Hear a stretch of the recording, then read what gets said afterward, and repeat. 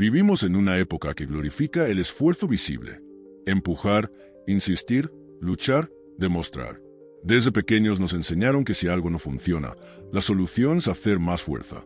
Más horas, más presión, más sacrificio.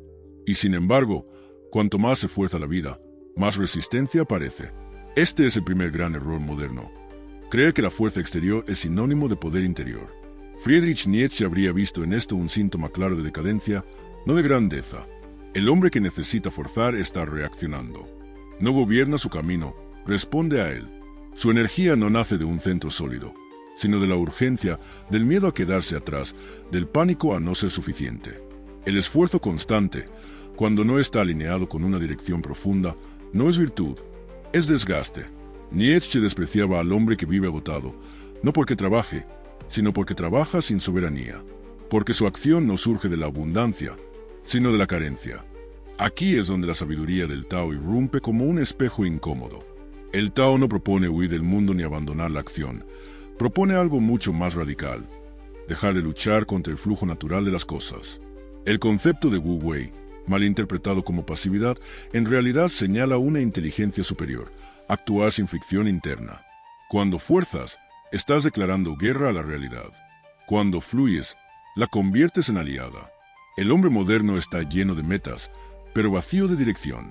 Persigue objetivos impuestos, compite en carreras que no eligió, se mide con reglas que no cuestionó. Y cuando no obtiene resultados, redobla la fuerza. Trabaja más, se exige más, se castiga más. Nietzsche habría dicho que ahí no hay voluntad de poder, sino voluntad de obediencia. Obediencia a un ideal externo que nunca fue suyo. Forzar es una confesión silenciosa de debilidad. El que empuja demasiado revela que no confía en su posición. El que grita demuestra que no tiene autoridad. El que corre desesperado muestra que no controla el tiempo. En la naturaleza, nada verdaderamente poderoso se precipita. El río no empuja a la montaña, la rodea. El árbol no lucha contra el viento, se adapta. El depredador no corre detrás de cada presa, espera el momento exacto. Nietzsche admiraba a los espíritus que sabían esperar, no por miedo, sino por dominio. El fuerte no necesita probar su fuerza a cada instante. El fuerte elige cuándo usarla. Aquí comienza a revelarse el vínculo profundo entre Nietzsche y el Tao. Ambos entienden que el poder real no es visible, no es ruidoso, no es ansioso. Es silencioso, contenido, preciso. Cuando confundes fuerza con poder, te conviertes en esclavo de tus propios impulsos. Todo te provoca, todo te arrastra, todo te exige reacción. Vives apagando incendios emocionales, persiguiendo validación, intentando sostener una imagen. En cambio, cuando dejas de forzar, empiezas a construir centro. Y desde ese centro, la acción cambia de calidad. Ya no nace del miedo, nace de la claridad. Este primer paso es incómodo porque ataca una creencia profundamente arraigada, que sufrir más te hace superior. Nietzsche lo negó con brutalidad. El sufrimiento solo ennoblece cuando tiene sentido, cuando es elegido, cuando fortalece el espíritu. El sufrimiento inútil solo produce resentimiento. El Tao coincide: el agua que choca contra la roca se fragmenta, la que fluye la atraviesa con el tiempo. Entender esto no te vuelve pasivo, te vuelve peligroso, porque dejas de desperdiciar energía, porque ya no reaccionas a todo, porque empiezas a moverte solo cuando el movimiento es verdadero. Este es el inicio del arte de no forzar, y también el inicio de una forma de poder que casi nadie desarrolla, porque exige algo que la mayoría teme: dejar de empujar y empezar a gobernarse. Cuando alguien escucha por primera vez la idea de no forzar, casi siempre la interpreta mal. La mente entrenada en la lucha confunde inmediatamente Wu Wei con rendición, con inacción, con debilidad. Pero esa lectura es superficial y peligrosa. El Wu Wei no es dejar de actuar, es dejar de actuar desde la ansiedad. No es quedarse quieto, es moverse solo cuando el movimiento tiene sentido. Aquí es donde la sabiduría del Tao y el pensamiento de Friedrich Nietzsche se encuentran de forma más incómoda y poderosa. Nietzsche jamás defendió la pasividad. Detestaba al hombre que se esconde, que se excusa, que renuncia por miedo. Pero también despreciaba al que actúa sin dominio, al que se agita constantemente para sentirse vivo. Para él, la fuerza auténtica no está en la cantidad de acción, sino en su calidad. El espíritu fuerte no se dispersa, elige. El Wu Wei habla exactamente de eso, una acción tan alineada que parece no esforzarse. El hombre débil actúa porque no sabe esperar. El fuerte espera porque sabe actuar. Esta diferencia lo cambia todo. La mayoría se mueve empujada por la incomodidad interna. El silencio los inquieta, la pausa los asusta, la espera los hace sentir irrelevantes. Entonces hacen algo, cualquier cosa, aunque no sea lo correcto. Nietzsche habría dicho que esa prisa es una forma de esclavitud. El Tao lo diría de otro modo, es ir contra el ritmo natural. El Wu Wei no elimina la voluntad, la afina. No apaga el deseo, lo depura. Actuar sin forzar significa que la acción surge cuando el contexto ya está maduro. Como el arquero que no dispara por nervios, sino cuando el blanco está alineado. Como el estratega que no entra en todas las batallas, solo en las decisivas. Esto no es filosofía blanda, es cálculo frío. Aquí aparece la superioridad silenciosa. El que no se precipita observa más. El que no reacciona de inmediato conserva poder. El que no necesita demostrar, domina. Mientras otros se desgastan explicándose, justificándose, compitiendo, el que practica el no forzar acumula ventaja. No porque haga menos, sino porque cada movimiento cuenta. Nietzsche hablaba del dominio de sí como condición para cualquier dominio externo. Sin ese centro interno, toda acción es torpe. El Tao va aún más lejos. Cuando hay centro, la acción correcta aparece sola. No necesita empuje, no necesita violencia interna. Por eso el Wu Wei parece invisible desde fuera. El observador superficial cree que no pasa nada, pero por dentro todo se está ordenando. La sociedad moderna premia la hiperactividad. El que siempre está ocupado parece importante. El que se detiene parece sospechoso. Pero esa actividad constante suele ser una huida. Huida del silencio, de la duda, del vacío. Nietzsche veía en esa necesidad de movimiento continuo una incapacidad de estar consigo mismo. El Tao coincide. El agua turbia se aclara cuando deja de moverse. No forzar es aprender a tolerar la tensión sin reaccionar. Permanecer en la incomodidad sin traicionarse. Esperar sin ansiedad. Esta capacidad es rarísima, y por eso es tan poderosa. Quien la desarrolla se vuelve impredecible. Ya no responde como se espera. Ya no entra en los juegos habituales. Ya no se deja arrastrar por provocaciones externas. Aquí el Wu Wei deja de ser una idea y se convierte en ventaja psicológica. En relaciones, en negocios, en poder social. El que no necesita apresurar una respuesta suele imponer el ritmo. El que no teme perder oportunidades aparentes suele quedarse con las reales. El que no actúa desde el hambre elige mejor. Este tópico se conecta con el anterior de forma directa. Dejar de confundir fuerza con poder abre la puerta a una acción más alta. No forzar no te apaga, te afila, te vuelve selectivo. Y cuando actúas, lo haces con una precisión que descoloca a los demás. Durante siglos se ha repetido la idea de que la voluntad es el mayor tesoro del ser humano, que quien tiene voluntad puede con todo, que basta desear algo con suficiente intensidad para alcanzarlo. Pero esta idea, sin una dirección correcta, es una trampa, una de las más peligrosas, porque la voluntad, cuando no está alineada con un centro sólido, no libera, esclaviza. Y tanto el Tao como Friedrich Nietzsche lo comprendieron con una claridad incómoda. Nietzsche habló de la voluntad de poder, pero casi siempre se la ha entendido mal. No se trata de querer más cosas, ni de imponerse a otros por pura fuerza. La voluntad de poder es, ante todo, una forma de orden interno. Es la capacidad de dirigir la energía vital hacia una forma superior de uno mismo. Cuando esa voluntad se orienta hacia objetivos externos sin haber construido primero un centro, se convierte en una cadena. El individuo cree que quiere, pero en realidad obedece. El hombre moderno está lleno de voluntad, pero vacía de soberanía. Quiere dinero, estatus, reconocimiento, éxito rápido. Quiere moverse, avanzar, destacar. Pero no se pregunta desde dónde nace ese querer. Si nace del miedo a no ser nadie, de la comparación constante o de la necesidad de aprobación, esa voluntad no es fuerza creadora, es reacción. Y toda voluntad reactiva termina agotando al que la sostiene. El Tao observa este fenómeno con frialdad. Cuanto más intentas controlar, más pierdes el control. Cuanto más te aferras a un resultado, más dependes de él. La voluntad mal dirigida se vuelve tirana. Exige resultados inmediatos, castiga la pausa, desprecia el silencio. Y así, el individuo se convierte en esclavo de sus propios deseos. Ya no decide cuándo actuar, actúa cuando el deseo lo empuja. Nietzsche despreciaba profundamente al hombre dominado por sus impulsos. Para él, no hay nada más bajo que alguien incapaz de gobernarse. El verdadero fuerte no es el que desea mucho, sino el que puede elegir que no desear. Aquí aparece una idea central que conecta con el no forzar. Renunciar no siempre es debilidad. A veces es inteligencia. A veces es poder. La voluntad sin dirección genera fricción interna. Cada meta se convierte en una fuente de ansiedad. Cada retraso se vive como fracaso. Cada obstáculo como una ofensa personal. El individuo entra en guerra constante con la realidad. Y como la realidad no cede, se endurece. Se vuelve amargo, resentido. Nietzsche llamó a esto resentimiento, la emoción del que no puede crear, solo reaccionar. El Tao propone lo opuesto, vaciar antes de llenar, soltar antes de tomar. No porque rechace la ambición, sino porque entiende que una ambición mal colocada destruye al portador.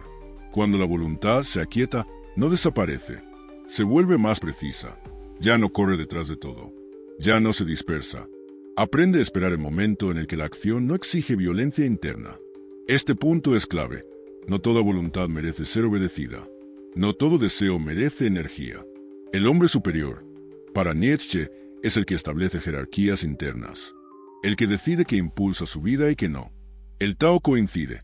El sabio no se deja arrastrar por cada corriente, aprende a leerlas. Cuando comprendes esto, algo cambia profundamente. Dejas de vivir empujado por metas externas y empiezas a moverte desde una coherencia interna. La voluntad deja de ser una carga y se convierte en una herramienta. Ya no te consume, te sostiene. Este tópico se conecta con los anteriores de forma natural.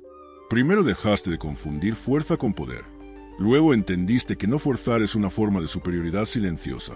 Ahora ves la raíz del problema. Una voluntad sin gobierno te convierte en esclavo, aunque creas que estás avanzando.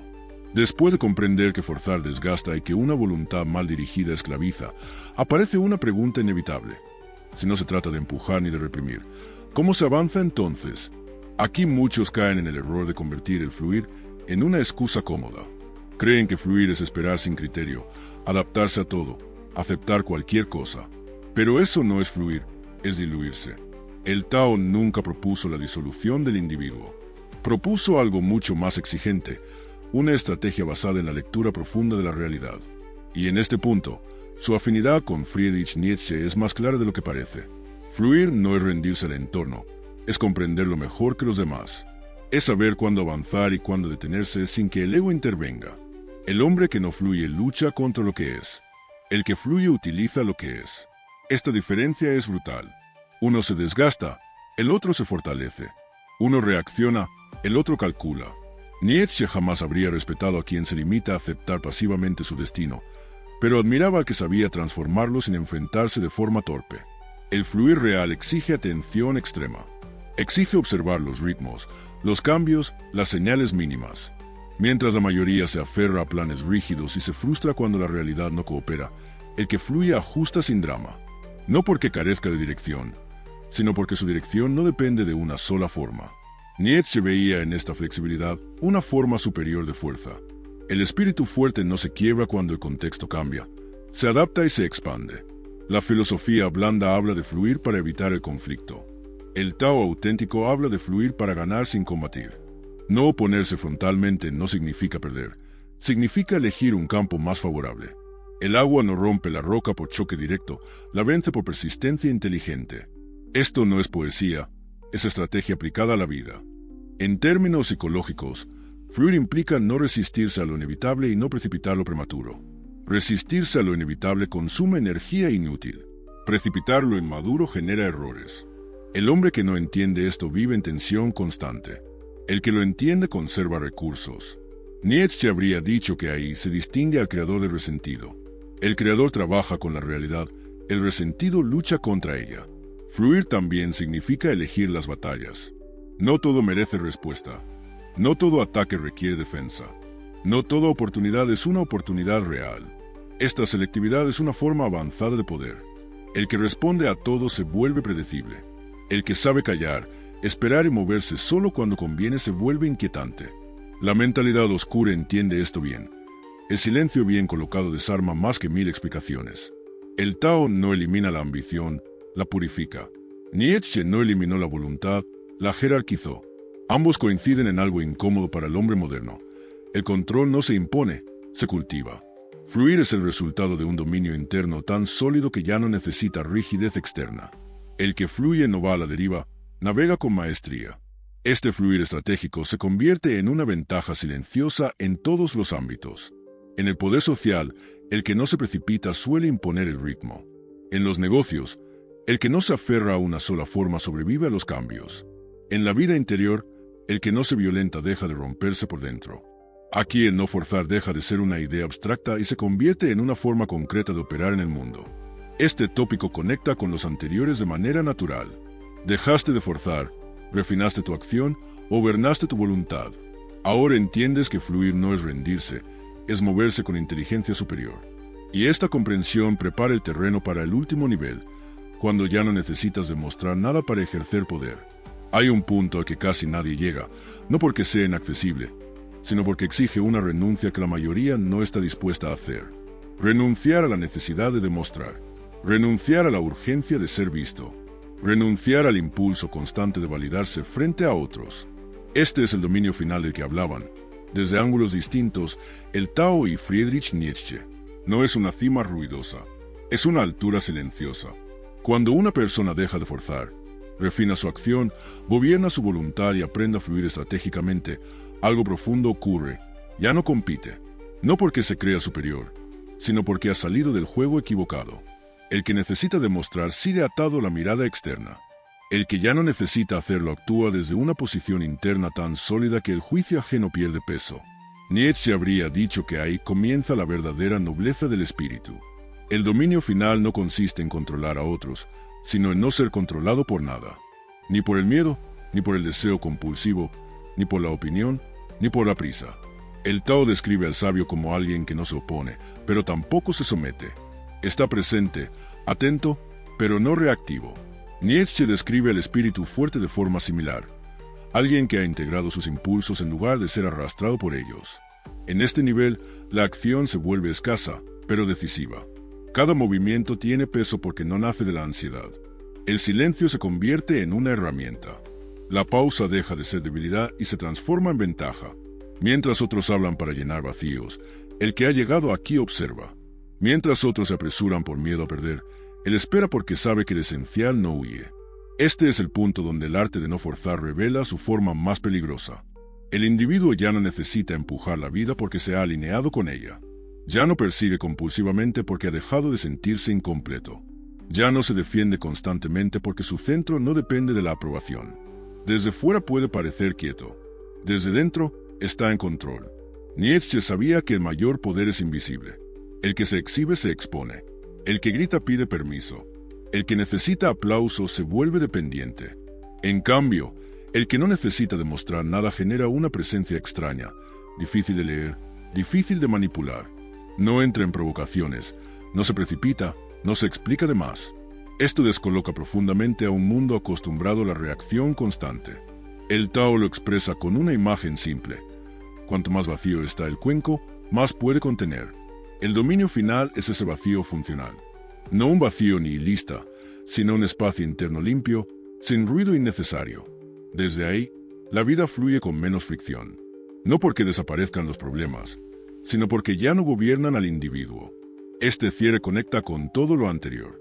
Al principio entendiste que forzar no es poder. Luego aprendiste que no forzar es una forma de superioridad silenciosa. Viste cómo la voluntad mal dirigida esclaviza y cómo el fluir es una estrategia real. Ahora el círculo se completa. El verdadero dominio aparece cuando ya no necesitas probar nada a nadie, ni siquiera a ti mismo. Aquí no hay promesas fáciles ni finales luminosos. Hay una verdad sobria y exigente. La mayoría vivirá siempre empujando, reaccionando, compitiendo, agotándose. Pocos estarán dispuestos a detenerse, a gobernarse, a soltar la urgencia. Pero esos pocos, precisamente por eso, operan en otro nivel. Cuando dejas de forzar la vida deja de resistirse. No porque seas débil, sino porque por fin has dejado de luchar contra lo que eres. Y en ese momento exacto, sin ruido y sin anuncio, te vuelves verdaderamente peligroso.